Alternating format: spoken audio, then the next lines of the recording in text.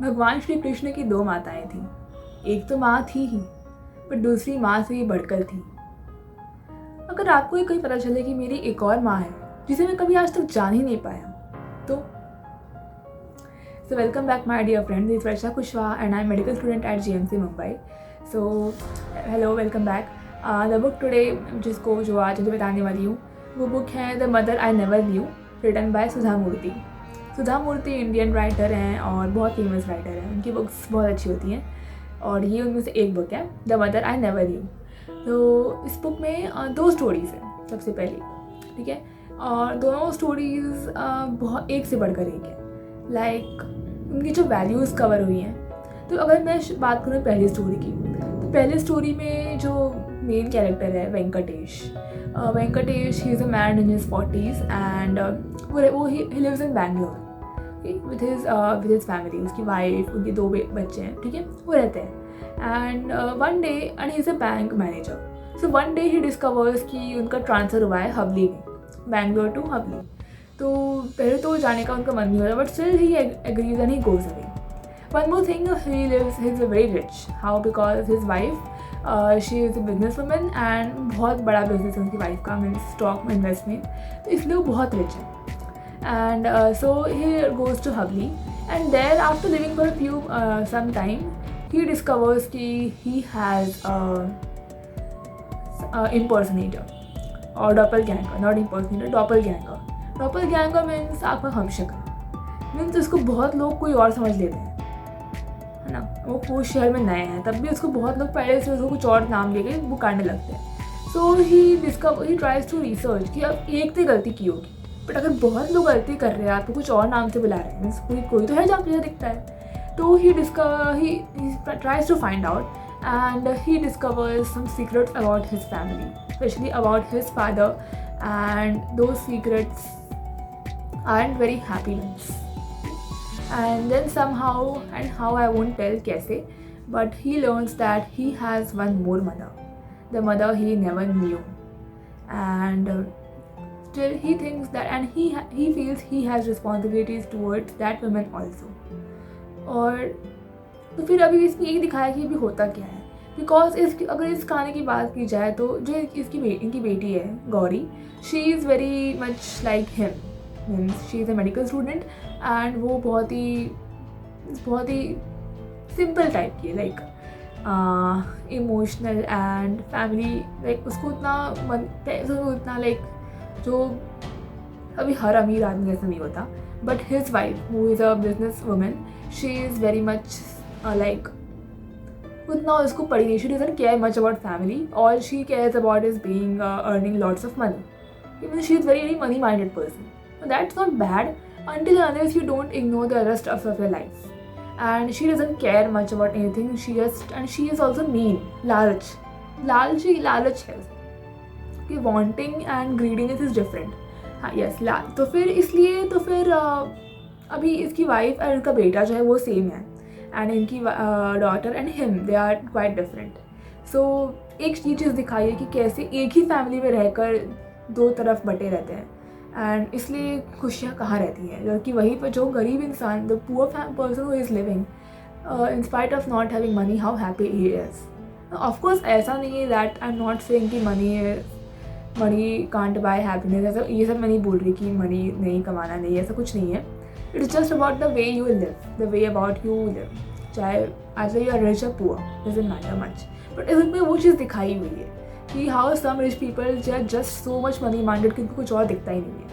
And even the pains, even the suffering of a woman, जिसकी कोई गलती नहीं थी, तब भी इतना भुगते।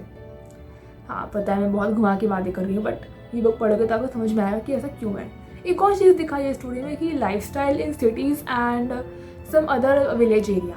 Like अगर अभी जो Venkatesh, he lives in Bangalore, but when he goes to Havli, which is not a very big city, he discovers how much difference there is. Like लोग बैंगलोर में अपने काम से काम रखते हैं, और जैसे हर शहर में होता है, लाइक मुंबई में, मैं मुंबई रहती हूँ, वैसे यहाँ भी ऐसी है। बट हवली में सबको बहुत जानना होता है, means they talk a lot, they are very curious about other people also, in a good way. ऐसा नहीं कि बहुत ऐसा गॉसिप नहीं, मीन्स अच्छे तरीके से, they care about people, they care about the people who live around themselves. And यहाँ शहरों में तो हमारे बाजू में कौन रह रहा है वो पता नहीं होता कई बार, right. Unfortunately that's true.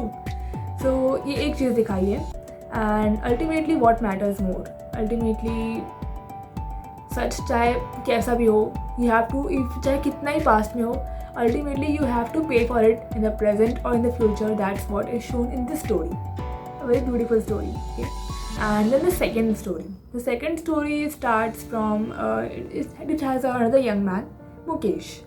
Now Mukesh, he is newly married, and he's also very rich.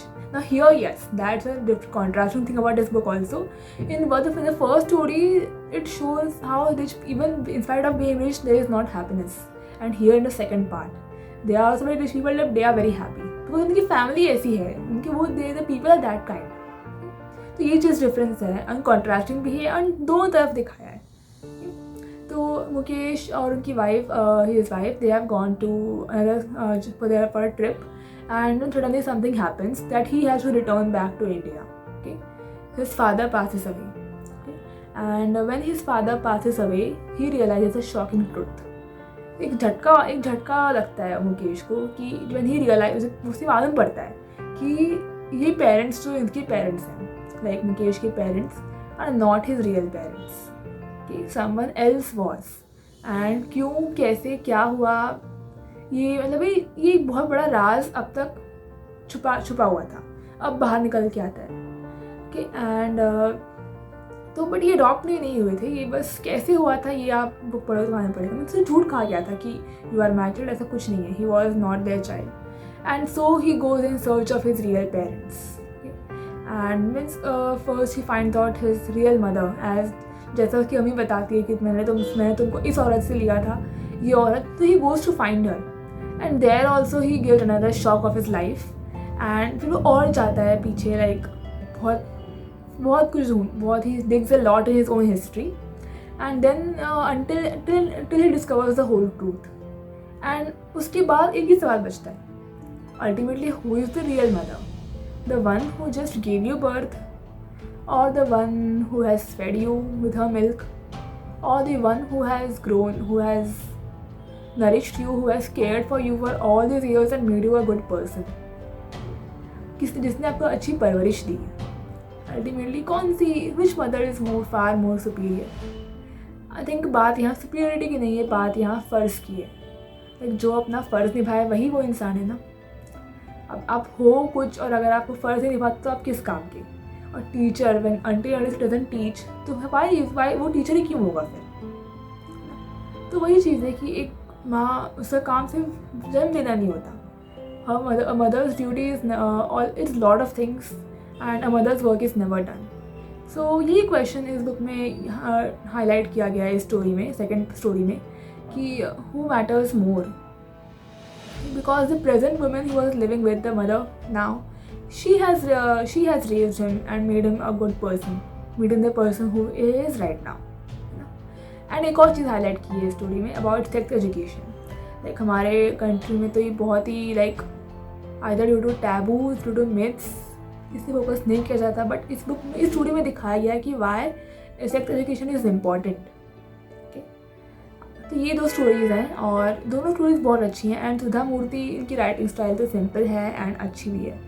तो प्लीज़ ये बुक रीड करिए, and you can give me the feedback, and please subscribe the video, and मैं हर बार बोलती हूँ but please करिए, and please share with all your friends, and okay, thank you very much, happy reading, take care, bye.